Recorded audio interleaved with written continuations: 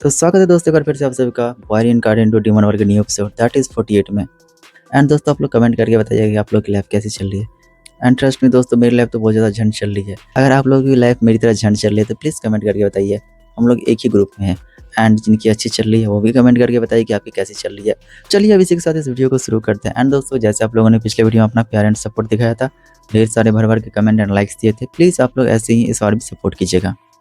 पिछले एपिसोड में हमने देखा था कि चेन फैन अपने सामने 1000 करीने से लगे मैक्स लेवल स्काई प्लेयर को देख रहा था और फिर वह बोलता है कि एक परफेक्ट कलाकृति। अब आगे थोड़ी देर बाद लॉजिस्टिक टीम के सदस्य तेजी से फैनियो हाई स्पीड रेलवे पर पहुंचे। उन्होंने मिलकर एक बड़ी लकड़ी का मोटा तख्ता उतारा। फिर उन्होंने उस पर निशान बनाया और उसका नाम फैनियो नंबर 1 मिसाइल रिजर्व बेस रखा। चेन फैन ने लगे हुए बैनर को देखते हुए खुशी से सिरिलाया। यह एकदम बढ़िया है क्योंकि यह इसका अपना नाम है, फानियो नंबर 1 मिसाइल रिजर्व बेस। समय बीतता गया। अगले दिन चेन फैन ने 2000 और ऊंचे खंभे बनवाए और उसका नाम फानियो नंबर 2 मिसाइल रिजर्व बेस रखा। अगले 2 हफ्तों तक चेन फैन फैनियो में ही रहे और मुख्य रूप से अलग अलग चीज़ों में सुधार और देखभाल करते रहे। कुछ अलग अलग काम पूरा करने के बाद बारिश का मौसम खत्म होने के 2 हफ्ते बाद चेन फैन अफ्रीकी जहाज के डेक पर खड़ा नीचे देख रहा था। जब वांग कुई और बाकी लोग उन्हें विदा कर रहे थे तो उसने उन्हें निर्देश दिए, इस सफर में मुझे कई महीने लगेंगे। मैं रास्ते में कई सिग्नल टावर लगाऊंगा ताकि बिना रुकावट कम्युनिकेशन हो सके।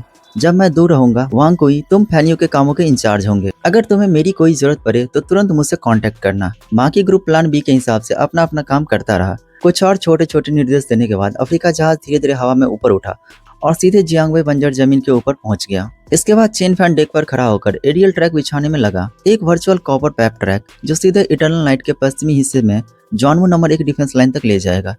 यह काफी समय लेने वाला काम था, लेकिन यह काम जरूरी भी था, खास करके फैनियो के लिए बहुत ही ज्यादा जरूरी। इसका महत्व न केवल उस ब्लू ग्रेड आर्किटेक्चर ब्लूप्रिंट पर है, बल्कि इसके अधिक रणनीतिक महत्व भी है। उसके जाने के बाद वांग कुई और बाकी लोग जो रुके हुए थे, उन्होंने एक दूसरे को देखा और फिर अपना अपना काम करने चले गए। उनके पास करने के लिए अभी बहुत सारे काम थे। हालांकि बारिश का मौसम खत्म हो गया था, लेकिन फैनियो के लिए अभी भी बहुत कुछ करना बाकी था, क्योंकि अगली बारिश का मौसम जल्द आने वाला था। समय बीतता गया और पलक झपकते ही 3 महीने बीत गए। अफ्रीकी जहाज के डेक पर खड़े होकर चेन फैन ने सीधे तट पर दूर की इटर्नल लाइट वेस्टर्न जॉनवू नंबर 1 रक्षा भक्ति को देखा, जो 108 किलोमीटर तक फैली हुई थी, और उसने अनुमान लगाया कि यह लगभग 100 मीटर ऊंची थी। चेन फैन ने गहरी सांस ली और अचानक उसे लगा कि हाँ, यह दीवार सुरक्षित हो सकती है। इस तरह का इटर्नल लाइट महाद्वीप की सुरक्षा मोर्चे पर मजबूती से खड़ी है, इसीलिए इसका गिरना मुश्किल होना चाहिए। लेकिन उसे जल्द ही नई दुनिया के लेवल 7 से 10 के डिफेंस याद आ गए, जो आखिर में आकर गिर गए थे।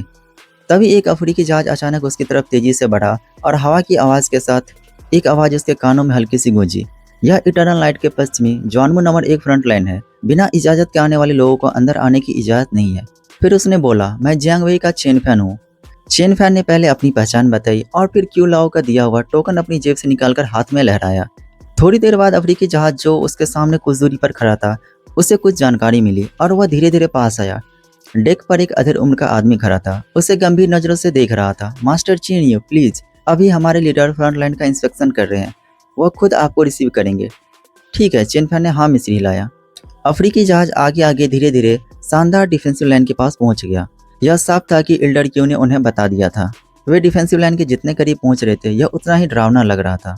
दरअसल उसका अफ्रीकी जहाज साइज में छोटा नहीं था, लेकिन इस डिफेंसिव लाइन के मुकाबले यह बांस के बने ड्रैगन फ्लाई जैसा छोटा लग रहा था। डिफेंसिव लाइन के पीछे जमीन पर अनगिनत लोग इधर उधर भाग रहे थे। लकड़ी के घरों की बनावटी लाइनें दिख रही थी, जो डिफेंसिव लाइन के अंदर रहने वालों को पनाह दे रही थी। जब अफ्रीकी जहाज डिफेंसिव लाइन के ऊपर पहुंचा तो चेन फैन अपनी जेट की छड़ी पर झुककर अफ्रीकी जहाज से नीचे उतरा। फिर उसने देखा शहर की दीवार पर एक औरत खड़ी थी, उसे देखकर मुस्कुरा रही थी। उस औरत के पीछे 7 या 8 और लोग खड़े थे। हालांकि उन सभी के चेहरे पर अजीब सा भाव था, और इस समय सबसे अजीब बात यह थी, मानो हर कोई जबरदस्ती मुस्कुरा रहा था, just like constipation smile. Eternal light continent की रक्षा करने वाला एक और योद्धा अफ्रीका से आया, कियू। वो भी बेपरवाही से चेन फैन के बगल में खड़ा था। दरअसल कियू इस ट्रिप पर बेसिक सिक्योरिटी इंचार्ज के रूप में था। फिर चेन फैन ने अपने सामने खड़े ग्रुप को देखा, एक पल के लिए रुका और फिर हिचकिचाया और बोला, क्या मैं पूछ सकता हूँ कि यहाँ का इंचार्ज कौन है? उनकी पोजीशन को देखते हुए यह सामने वाली लेडी ही होनी चाहिए, लेकिन उसने इससे पहले कभी किसी लेडी को डिफेंसिव लाइन का इंचार्ज के रूप में नहीं देखा था। जैसे ही चेन फैन ने बोलना खत्म किया, ग्रुप के सामने खड़ी औरत मुस्कुराई और आगे बढ़ी। यहाँ की इंचार्ज मैं हूँ। चेन फैन ने थोड़ा पीछे हटते हुए भौहें चढ़ाई। नहीं, मुझे इस बात की उम्मीद नहीं थी कि इटर्नल लाइट फ्रंट का इंचार्ज इतना जवान होगा। यह सुनकर वह औरत बहुत खुश लग रही थी। उसका चार्मिंग अंदाज गायब हो गया और उसकी मुस्कान और भी ज़्यादा चौड़ी हो गई। फिर उसने सोचा, अरे यार, मास्टर चेन यू तो इतने जवान हैं, फिर भी उन्होंने जियांग वई की एक डिफेंस लाइन बनाई। इससे पता चलता है कि हम सब जवान और बहुत ज़्यादा होनहार है।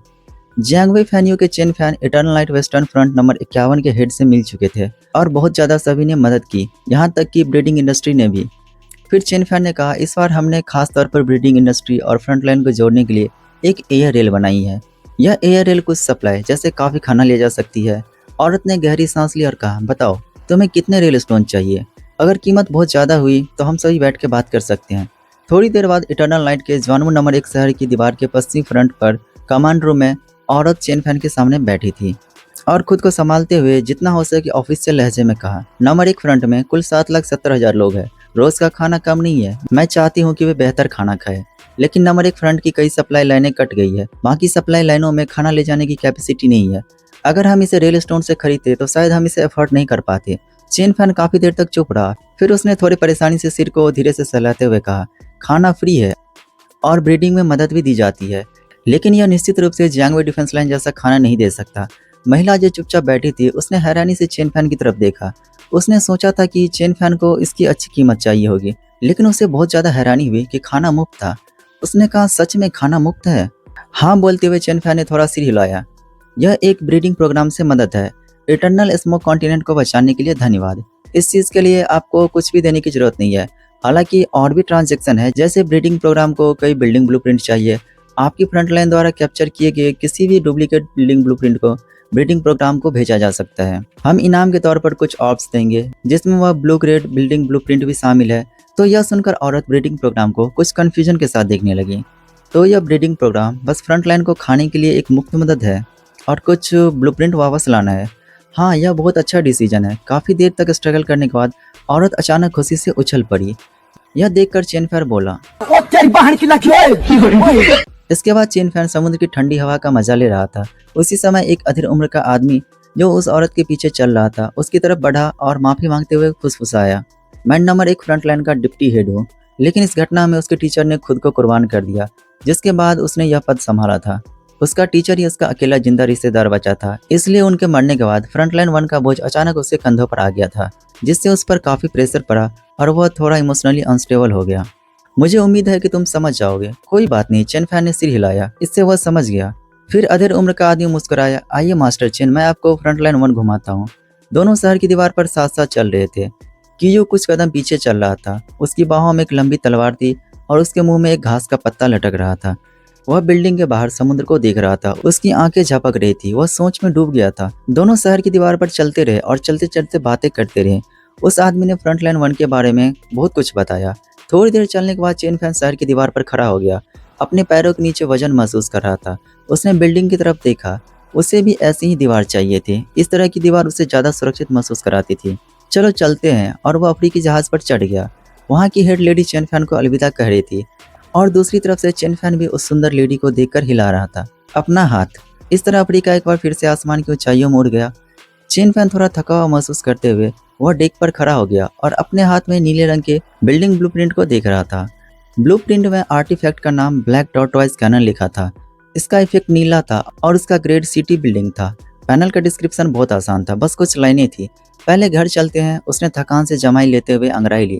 आखिरकार उसे मिल ही गया। अनंत रात्रि महाद्वीप के केंद्र में अनंत रात्रि महल से संबंधित एक शहर में मैं विभिन्न भविष्यवाणियों के चर्म पत्र और अन्य जानकारी से भरे एक कमरे में खड़ा हूँ। अपने हाथों में एक फटे पुराने चर्म पत्र को देखते हुए मैं देखता हूँ प्राचीन जियांग वई जेट टैबलेट जियांग वई रक्षा पंक्ति के लिए अमर दिव्य गुरु का समर्थन। अमर दिव्य गुरु के पास स्वर्गीय स्तंभ नाम का एक वास्तुशिल्प खाका है, जिसके बारे में कहा जाता है कि यह लंबे समय से अनसुलझा है। अन्य वास्तुकारों ने कोशिश की, लेकिन इसे कोई भी सुलझा नहीं सका। जब से उन्हें पता चला कि फैनियों की इमारत को स्वर्गीय स्तंभ कहा जाता है, वह तांग सुगे मंडप में खुद को डुबा रहा था, क्योंकि उसे याद आ रहा था कि उसने उन तीनों पत्रों को पहले कहीं देखा था। क्या यह हो सकता है कि फैनियों के प्राचीन युद्ध के मैदान से पीछे छोड़े गए भूतों की खोज की हो? क्यों इसी ने सोच में सिर हिलाया। ऐसा लग रहा था कि अमर दिव्य गुरु के आर्किटेक्चरल ब्लूप्रिंट जिसकी स्टडी हो रही थी, उसको चेन फैन ने गवन करके बना लिया था। तभी तांग सुगे पवेलियन के बाहर से त्यानी की आवाज आई। क्यों इसी ने अपने हाथ के चर्म पत्र रख लिए और बाहर देखते हुए मुस्कुराया। त्यानी एक मुसीबत से बच गया था और यह खबर सुनकर वो बहुत खुश था। खासकर यह जानकारी कि त्यानी को स्वर्गीय दाव का आशीर्वाद भी मिला था और वह भी उसकी तरह फायर मॉन्क के बुरे असर से पूरी तरह बच चुका था, जिससे उसकी ताकत बहुत ज्यादा बढ़ गई है। जल्दी त्यानी कमरे में आया और वहाँ गंभीर भाव से खड़ा हो गया। पिछले 3 महीनों में मैंने उन सभी लोगों की ध्यान से जांच की जिन्हें आपने मुझे सौंपा था। मास्टर, मैंने एक व्यक्ति को गद्दार के रूप में पहचाना है और यह वही व्यक्ति था जिसने पिछली बार 7वीं डिफेंस लाइन का समर्थन करने की खबर लीक की थी। क्यों इसी हंसा और त्यानी को इशारा किया, यहाँ बैठो। और फिर मास्टर ने कहा, क्या जिस आदमी ने जानकारी लीक की उसका नाम वांगफा है?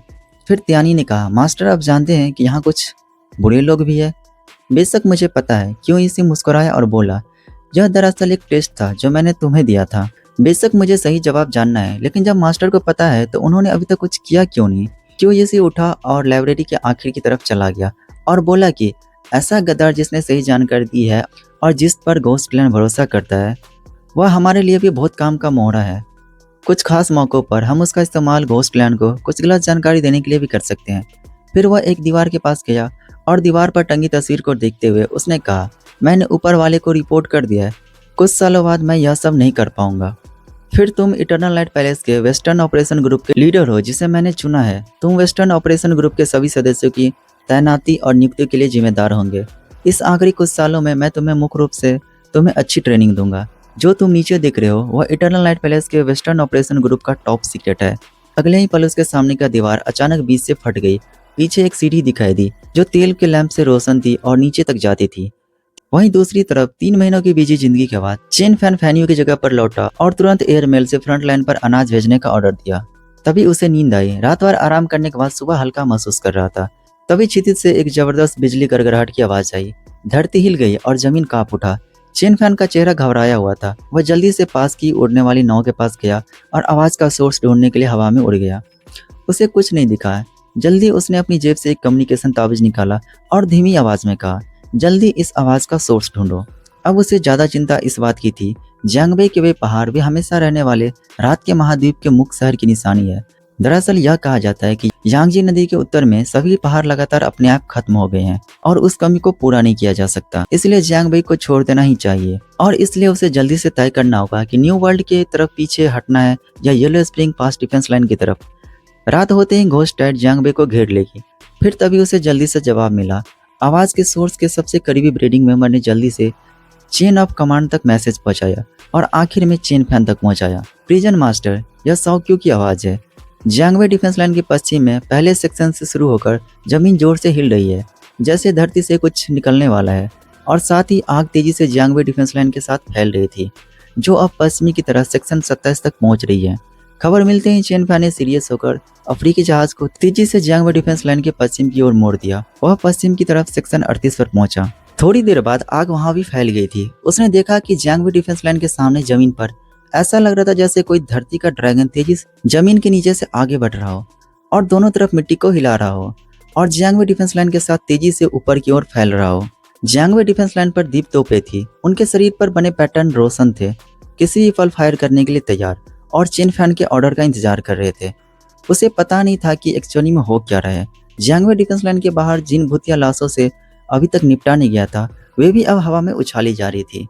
उसे महसूस हो रहा था कि जियांगबे डिफेंस लाइन के साथ जमीन के नीचे कोई बहुत बड़ी चीज तेजी से आगे बढ़ रही है।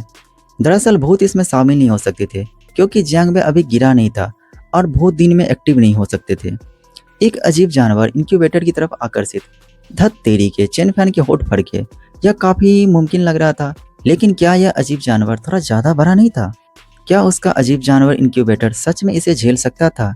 चाहे वह दोस्त हो या दुश्मन, वह उसके ऊपर आने का इंतजार करेगा। चेन फैन ने फिलहाल नहीं फायर करने का ऑर्डर दिया। बस एक इमरजेंसी युद्ध की स्थिति घोषित कर दी गई।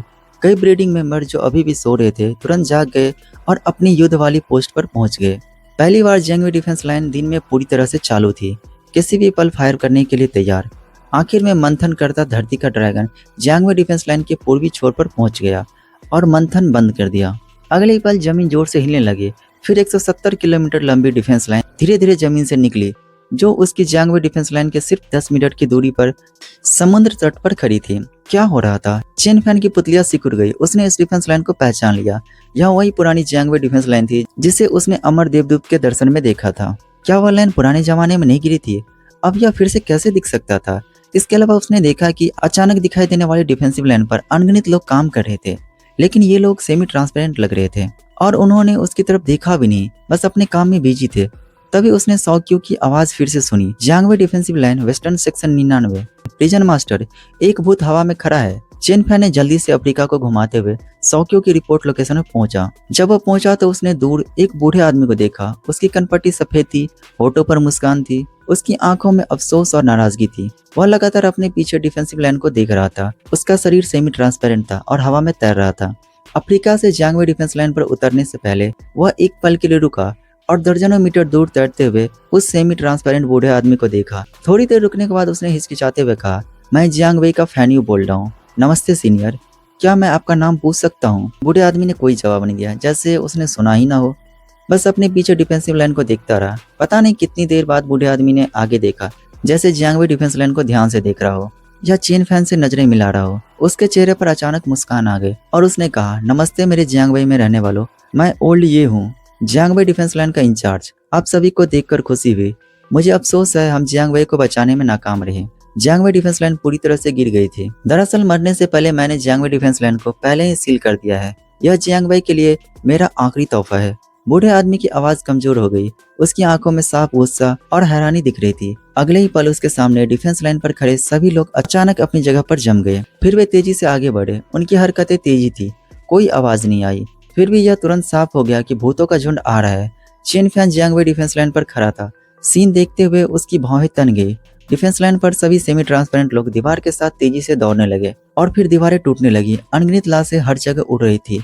उसे एक भी भूत नहीं दिखा। उसने जो देखा वह पुरानी जियांगवे डिफेंस लाइन की गिरने से पहले का आखिरी स्टैंड था, जब तक लगभग पूरी डिफेंस लाइन ढह नहीं गई और एक भी आदमी नहीं बचा। रेत के अंदर से 170 किलोमीटर लंबी डिफेंस लाइन जिसमें दरारें थी तुरंत टूट गई और फिर सफेद रोशनी में बदल गई। डिफेंस लाइन गायब हो गया। यह सीन बस कुछ देर के लिए था, मानो जैसे कोई भ्रम हो, लेकिन जमीन पर जो कुछ बचा था वह एक बहुत बड़ा 170 किलोमीटर लंबा मिट्टी का गड्ढा था, जो एक हल्की सी याद दिलाता था कि यह कोई भ्रम नहीं था। और वह बूढ़ा आदमी भी डिफेंसिव लाइन के साथ गायब हो गया था।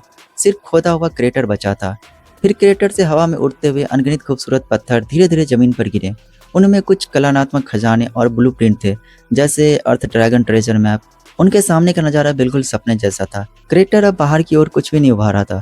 लगभग 1 घंटे बाद सब अपनी असली हालत में लौट आया, जैसे मानो कुछ हुआ ही ना हो। यह एक अरेंजमेंट था। चेन फैन जियांगवे डिफेंस लाइन से बाहर निकला और खड़ा हो गया। क्यू, जिसने जमीन पर उस नजारे को देखा था जहां मिट्टी के निशान अभी अभी दिखे थे, यह देखकर उसे इमोशनल महसूस हुआ। यह एक पुरानी बनावट है, उसने समझाया। जब पुराने जमाने में जियांगवे की डिफेंस लाइन गिरी तो उन्होंने इस्तेमाल न आने वाले घोस्ट स्टोन और आर्टिफैक्ट और दूसरे खजाने को जमीन के नीचे गहरे गड्ढे में दफन कर दिया, ताकि भूत उन्हें हासिल न कर सके। इसके लिए एक बड़ी फॉर्मेशन की जरूरत थी, जिससे एक खास नोट चालू हो जाता था। इसके अलावा जब फॉर्मेशन को पता चला कि जियांगवे पर अभी हमला नहीं हो रहा है और जो चीजें वह छोड़ेगा वह भूतों का हाथ नहीं लगेगी, इसलिए वह छिपे हुए घोस्ट स्टोन और दूसरे खजाने को आने वाली पीढ़ियों के लिए छोड़ देता। क्यू ने आ बढ़ी। आजकल इस लेवल का फॉर्मेशन के बिना लगभग कोई भी पावर काम नहीं कर सकती। ऐसा लगता है कि पुराने जमाने और आज के बीच एक बहुत बड़ा गैप था। चेन फैन कुछ नहीं बोला, बस थोड़ा सा मुंह बनाया और नीचे देखा। उसे आखिरकार समझ आ गया कि जियांगवे पुरानी फ्रंटलाइन होने के बावजूद क्यों कोई घोस्ट मैंस नहीं था, जबकि जियांगनान, जो कि एक फ्रंटलाइन नहीं था, कभी कभी एक ढूंढ लेता था। पुराने जमाने में जियांगवे की डिफेंस लाइनें गिरने से पहले सभी घोस्टमैन जमीन के नीचे दफन थी, इतनी गहराई में जिसे वे भी महसूस नहीं कर सकता था। उस कल्पना ने उसे सोचने पर मजबूर कर दिया कि पुराने जमाने के लोग काफी पवित्र थे। काफी देर बाद उसने धीरे से कहा, माफी मांगने की जरूरत नहीं है। जियांगवे अब ब्रीडिंग विलेज के पास सुरक्षित है और दोबारा नहीं गिरेगा। ब्रीडिंग विलेज के कुछ सदस्य पहले ही डिफेंस लाइन छोड़ चुके थे और उन्होंने जल्दी से खोदे हुए भूतिया पत्थरों को इकट्ठा करके जमा कर लिया। ये पुराने जमाने के भूतिया पत्थर थे जो हजारों साल बाद भी वैसे के वैसे ही दिख रहे थे। थोड़ी देर रुकने के बाद चेन फैन नेमलेस माउंटेन पर वापस आया और एक बार फिर पुरानी जियांगवे डिफेंस लाइन देखी। इससे उसे एहसास हुआ कि अभी भी जियांगवे डिफेंस लाइन अभी भी काफी नहीं है, इसे और भी ज्यादा मजबूत बनाना होगा। देखते ही देखते आधा साल बीत गया।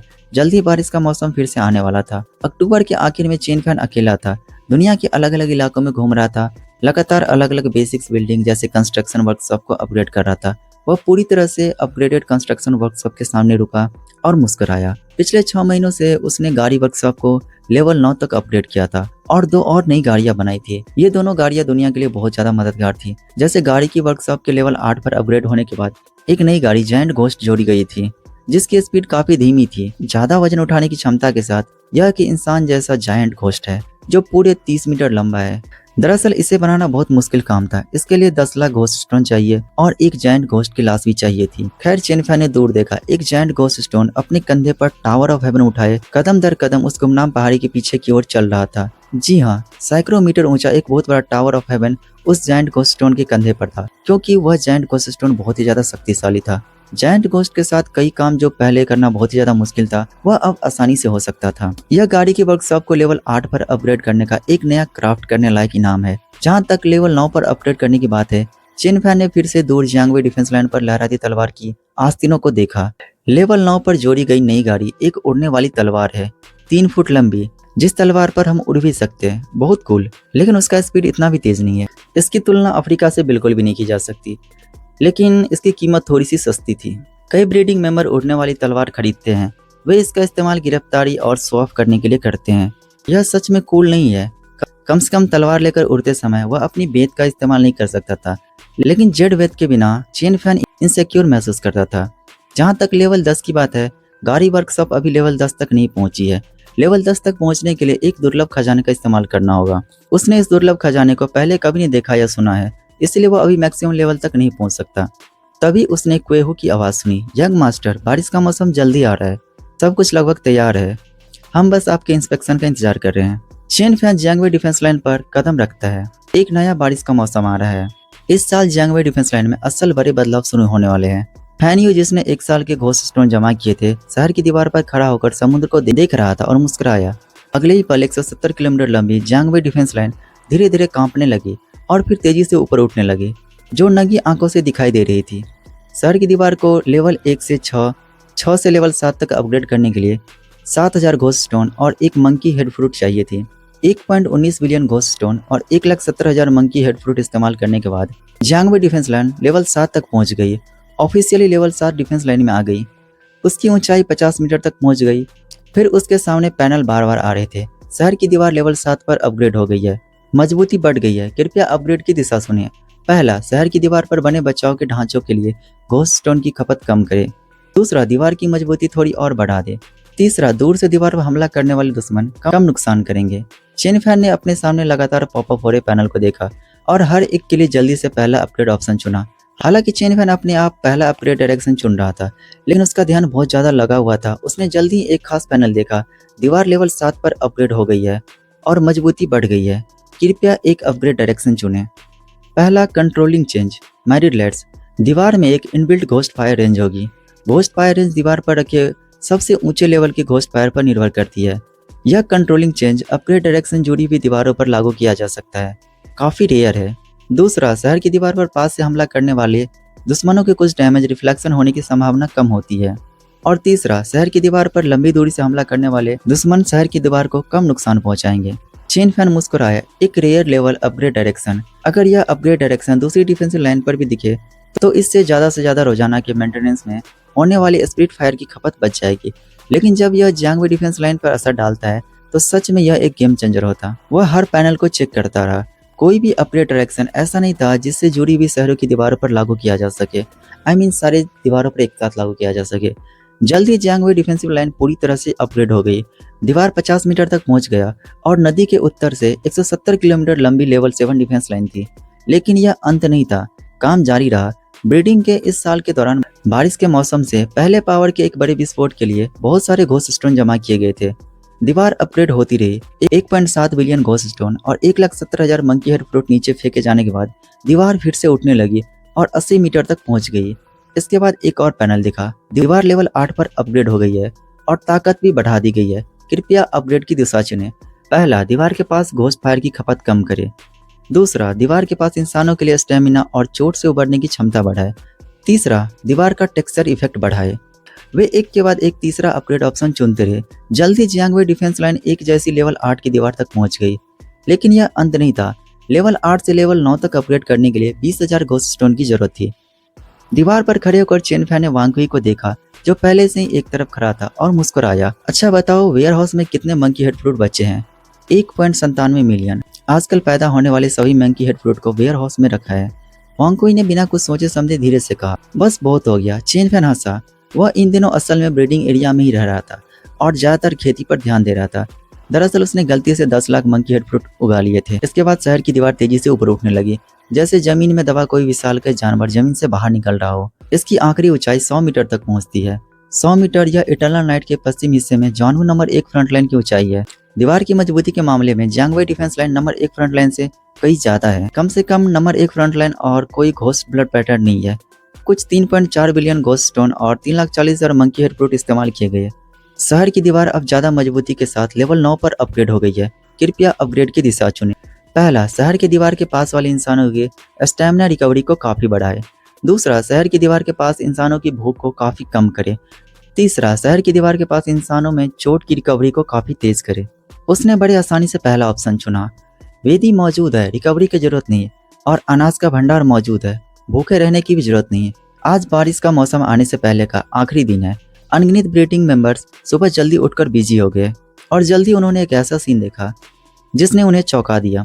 जियांगवेई डिफेंस लाइन लगातार ऊपर उठ रही थी और भी ज्यादा ऊपर उठ रही थी और बस उठती जा रही थी। आधे साल की मेहनत सब एक शानदार डेब्यू के लिए, और यह अभी भी खत्म नहीं हुआ था। चेन फैन थोड़ा हैरान हुआ, पैनल पर जानकारी देखी और अचानक हंस पड़ा। उसने भी सोचा था कि लेवल 9 की शहर की दीवारों तक पहुंचना ही खत्म हो जाएगा और लेवल 10 तक अपग्रेड करना मुश्किल होगा। आखिरकार लेवल 9 पहले से ही इटरनल लाइट वेस्टर्न जॉनवू नंबर 1 फ्रंटलाइन के बराबर था। बस इतना ही काफी है। जियांगवेई फ्रंटलाइन नहीं है, वहाँ इतने सारे घोस्ट नेस्ट नहीं है। इसके अलावा लेवल 10 तक अपग्रेड करने की हालात निश्चित रूप से बहुत मुश्किल है। अभी हालात वाकई बहुत मुश्किल है, लेकिन ब्रीडिंग के मुकाबले यह कुछ भी नहीं है। शहर की दीवार को लेवल 10 तक अपग्रेड करने के लिए 50,000 घोस्ट स्टोन और 5 कोई भी दुर्लभ कीमती पौधे चाहिए। अगली पल जियांगवेई डिफेंस लाइन फिर से ऊपर उठने लगी, जब तक कि वह 200 मीटर पर जाकर रुक नहीं गई। यह पूरी तरह से अपग्रेड की गई शहर की दीवार की ऊंचाई है 200 मीटर। एक लगातार पहाड़ों की रेंज की तरह जियांगवेई कोस्टल लाइन पर खड़ी है। उनके सामने फिर से पैनल दिखने लगे। शहर की दीवार लेवल 10 पर अपग्रेड किया गया है। इस अपग्रेड की कोई खास दिशा नहीं है और यह पहले से ही अपने मैक्सिमम लेवल पर है। इसके तुरंत बाद एक और पैनल दिखा। शहर की दीवार को लेवल 10 तक अपग्रेड कर दिया गया है। यह अपने मैक्सिमम लेवल पर पहुंच गया है और इसे और ज्यादा अपग्रेड नहीं किया जा सकता। मैक्सिमम लेवल का इफेक्ट है साउंड लाइक अ वाइल्ड गूज। शहर की दीवार पर खड़े होकर आप जो आवाज निकालते हैं उसकी कल्पना भी नहीं की जा सकती है। जियांगवेई डिफेंस लाइन लेवल 10 की डिफेंस लाइन आखिरकार बन गई है। आखिरकार पहली लेवल 10 की डिफेंस लाइन पूरी हो गई। चेन फैन जियांगवेई डिफेंस लाइन पर खड़ा था और हल्की हंसी के साथ समुद्र को देख रहा था। अगला कदम वेस्टर्न वाइल्डरनेस आइलैंड को अलग अलग गैप जैसे नंबर 7 डिफेंस लाइन और येलो स्प्रिंग के पास डिफेंस लाइन पर पूरी तरह कब्जा करना है। ओरिजिनल डिफेंस लाइन को छोड़कर वह एक डिफेंस लाइन बनाएगा जो जियांगवेई की होगी। वह वेस्टर्न वाइल्डरनेस आइलैंड में गैप को पूरी तरह से सील कर देगा, जिससे वह एक सेफ जोन बन जाएगा और घोस्ट लैंड उसे छू भी नहीं पाएगा। फिर वह सोल स्विंग स्कल्पचर जैसे सहायक इमारतों के साथ अलग अलग इटरनल लाइट फ्रंट लाइन्स को बड़े पैमाने पर सपोर्ट कर सकता है। यह एक ऐसा कदम था जो पूरी लड़ाई पर असर डाल सकता था। उस समय घोस्ट लैंड निश्चित रूप से गुस्से में होगा और उसके पास चुपके से जाने की कोशिश करेगा और फिर वे वेस्टर्न वेस्टलैंड आइलैंड के 3 गैप पर तैनात लेवल 10 डिफेंस लाइन देखेंगे। एक फ्रंट लाइन घोस्ट नेस्ट जो लेवल 9 डिफेंस लाइन को भी नहीं तोड़ सकता। वह अपनी 100% घुसपैठ के बाद वह लेवल 10 के डिफेंस लाइन का क्या ही बिगाड़ सकता है। वह वेस्टर्न वेस्टलैंड आइलैंड को एक बिल्कुल सेफ इलाके में बदलना चाहता था। जेल का मालिक वांग कोई पूरी तरह से पागल हो गया था। शहर की दीवार के किनारे खड़ा नीचे देख रहा था। उसे ऊंचाई देखकर थोड़ा सा चक्कर आ रहा था। यह पूरे 200 मीटर ऊंचा था। जियांगवेई के पास उस स्केल का घोस्ट नेस्ट नहीं है। चेन फैन हंसा, अपने होठ चटकाए। वे नई दुनिया में भूत पत्थरों का खनन करने के लिए इतनी मेहनत क्यों कर रहे हैं? उन्हें प्रजनन के लिए गोदामों में संग्रहित करने के लिए हमारा पिछला हिस्सा यहाँ काफी सुरक्षित है, तभी हम बाहर चाहे जो कर सकते हैं। अन्यथा अब हमें देखो, निरंतर भय से जी रहे हैं। यहाँ तक कि कुछ खाद्य पदार्थ जो अग्रिम पंक्ति में ले जाते समय भी हमें भूतों के द्वारा निशाना बनाए जाने की चिंता रहती थी। यह थोड़ा कष्टदायक है। तभी सफेद रेखाओं से बनी एक ज्वानबू तोप अचानक आसमान में ऊंची दिखाई दी। यह जमी नहीं बल्कि अनगिनत पारभासी ज्यामितीय आकृतियों में तब्दील हो गई, जो लगातार हवा में टूट रहे थे और बन रहे थे। टूटकर फिर से जुड़ने के बाद ये सभी पारदर्शी ज्यामितीय आकृतियों बहुत करीने से व्यवस्थित हो गए। जमीन ने फानियो हुआंगक्वान की रक्षा दीवार वाले शहर की सतह को ढक लिया। बिल्डिंग प्रभाव, शहर की रक्षा करने वाली इमारत, अधिकतम स्तर प्रभाव, ज्वानवू प्रकट होता है। यह 4 दीप तोपों में से एक है। चारों दीप तोप मिलकर एक शक्तिशाली स्वर्गीय दाव तोप बना सकती है। चेन फैन ने इसके बाद इटरनल नाइट स्पिरिट के मेन पैनल पर ज्वानवू तोप का डिस्क्रिप्शन देखा और मुस्कुराया। यह पहली बार था जब उसने मैक्स लेवल ज्वानवू तोप बनाई थी। आखिर यह ज्वानवू तोप थोड़ी पीकी थी, इसे सिर्फ टाइम लेवल डिफेंस लाइन पर ही रखा जा सकता था। इसके तुरंत बाद अपनी जेब से एक हेवनली दाव स्टोन निकाला और जोर से हेवनली दाव स्टोन फेंका। अगले ही पल उसके सामने एक और पैनल आ गया। तुमने जॉन वू कैनन पर एक हेवनली दाव स्टोन इस्तेमाल किया है, जिससे तुम्हें 3 हेवनली ब्लेसिंग इफेक्ट मिले। कृपया 100 एनालिसिस में से एक चुने। एक बिल्डिंग में सिर्फ एक हेवनली ब्लेसिंग इफेक्ट हो सकता है। पहला, हेवनली ब्लेसिंग इफेक्ट जॉन वू सोल। जॉन वू कैनन की पावर की खपत बहुत कम हो जाएगी। दूसरा, हेवनली ब्लेसिंग इफेक्ट जॉन वू डोमेन। जॉन वू कैनन की रेंज में आने वाले सभी दुश्मनों को ग्रेविटेशनल खिंचाव महसूस होगा। तीसरा, हेवनली ब्लेसिंग इफेक्ट जॉन वू की मौत। जॉन वू कैनन की पावर थोड़ी कम हो जाएगी। कृपया अपग्रेड चुने। ये 2 हेवनली दाव स्टोन है जो उसने पिछली बार छोड़े थे। उसने एक का इस्तेमाल जॉन वू कैनन पर किया था। तीनों इफेक्ट अच्छे थे। एक पल सोचने के बाद उसने दूसरा हेवनली दाव ब्लेसिंग इफेक्ट जॉन वू डोमेन चुना, जो असल में एक कंट्रोल स्किल्स है। उसे पर्सनली ऐसे दाव ब्लेसिंग्स इफेक्ट पसंद नहीं है जो रिसोर्स की खपत कम करते हैं, क्योंकि इसकी भरपाई घोस्ट स्टोन से की जा सकती है। हालांकि दूसरे हेवनली दाव ब्लेसिंग इफेक्ट की भरपाई घोस्ट स्टोन से नहीं की जा सकती है। अपना फैसला करने के बाद उसने जॉन वू कैनन को उम्मीद से देखा, यह सोचते हुए कि क्या उसे इसका टेस्ट अभी करना चाहिए, क्योंकि उसे पता नहीं था कि कैनन कितनी पावरफुल है। आखिरकार इसने उसके बहुत सारे रिसोर्स खर्च कर दिए थे। अचानक उसकी बाहों के ट्रांसमिशन तावी से ज्यो क्यों की आवाज गूंजी। तभी डिफेंस लाइन के बाहर से घोस्ट का एक झुंड बाहर आ गया। फिर चेन फैन ने दूर देखने के लिए अपना सिर घुमाया। घोस्ट फायर के आखिर में उसने हवा के साथ जमीन पर लुढ़कते हुए जाने पहचाने मांस के गोले देखे। बहुत अच्छा, वह मुस्कुराया। चलो मांस के कीड़ों के इस झुंड पर अपनी ताकत टेस्ट करते हैं। फिर चेन फैन अपनी उड़ने वाली नाव पर सवार हुआ, मांस के कीड़ों के झुंड को देखते हुए, और जॉन वू तोप को एक्टिवेट कर दिया।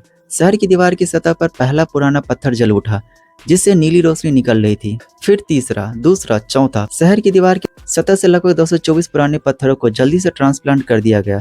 ये जलते हुए पत्थर एक जॉन वू की तरह दिखाई दिए। पूरी शहर की दीवार अगले ही पल सभी पुराने पत्थर से रोशन हो गए और येलो स्प्रिंग पास डिफेंस लाइन के नीचे एक अनदेखी शॉकवेव निकली। हल्ला ऐसा था जैसे मानो कोई बहुत बड़ा जानवर जमीन के नीचे तड़प रहा हो। इसके तुरंत बाद जैसे ही नीली रोशनी के 4 किरणें एक साथ आई, एक लगभग ट्रांसलूसेंट नीला जॉन वू अचानक दिखाई दिया। उसकी दहाड़ बहुत ज्यादा तेज थी और हवा में एक ताकतवर ऑरा फील करवा रही थी। एक बहुत बड़ा जीव, बिल्कुल कछुए जैसा दिखने वाला लेकिन साइज में बहुत बड़ा, वह उस फ्लैश वॉर्म घोस्ट पर झपटा। हर थप्पड़ से बहुत सारे फ्लैश वॉर्म मारे गए। फ्लैश वॉर्म घोस्ट खुद को बचाना चाहते थे, लेकिन वह बड़ा कछुआ उसके अरमानों पर पानी फेर दिया। वह बहुत बड़ा जीव जिसका बेस लगभग कई 100 मीटर चौड़ा था। चेन फैन भी सोच में पड़ गया था कि आखिरकार यह कितना ताकतवर हो सकता है, और इस बात को कंफर्म करने के लिए बिना हिचकिचाए उसने तुरंत अपनी दिव्य कैनन चालू कर दी और नीले जॉन वू यानी कछुए पर बमबारी करने लगा। जादुई दीप तोप के नीले जॉन वू पर लगातार बमबारी की, फिर भी उसे जरा सा भी नुकसान नहीं हुआ। दरअसल तोप के गोले नीले जॉन वू को भेदते हुए भूत के घोंसले में गिरे। जैसा कि चेन फैन ने अंदाजा लगाया था, यह नीला जॉन वू सिर्फ दुश्मन के हमलों से नहीं इम्यून है, बल्कि हमारे डिफेंसिव लाइन के हमलों से भी पूरी तरह इम्यून है। मतलब कोई उसका कुछ नहीं बिगाड़ सकता। तो आई होप दोस्तों आप सभी को आज का ये एपिसोड पसंद आया होगा। एंड दोस्तों आप लोग कमेंट करके बताइएगा कि आप लोग आज का एपिसोड कैसा लगा। एंड हाँ दोस्तों, जैसे आप लोगों ने पिछले वीडियो में अपना प्यार एंड सपोर्ट दिखा था, वैसे इस वीडियो में दिखेगा। एंड मैंने जो स्टार्टिंग में सवाल पूछा तो उसका जवाब तो आप लोग को देना ही। इसके अलावा आप लोग ये भी बताइए कि इस सीरीज में आप लोग का फेवरेट कैरेक्टर कौन है, मतलब ऐसे कौन कौन से कैरेक्टर जो आप लोग को ज़्यादा पसंद आ रहे हैं। बाकी दोस्तों अगर आप सभी ने अभी तक इंस्टाग्राम पे फॉलो नहीं किया है तो प्लीज़ आप लोग इंस्टाग्राम पे फॉलो कर लीजिए एंड हमारे साथ Telegram channel and WhatsApp channel पे भी जुड़ जाइए। एंड हाँ दोस्तों, सबसे जरूरी बात, आप लोग वीडियो को लाइक करके चैनल को सब्सक्राइब करके नोटिफिकेशन बेल को ऑल पर सिलेक्ट कर लीजिए, क्योंकि जब तक आप लोग नोटिफिकेशन बेल को ऑल पर सिलेक्ट नहीं कीजिएगा तब तक आप लोग के पास नेक्स्ट वीडियो का नोटिफिकेशन नहीं जाएगा। तो मिलता हूँ दोस्तों मैं आप सबसे नेक्स्ट वीडियो में। Till then love you, take care and bye bye.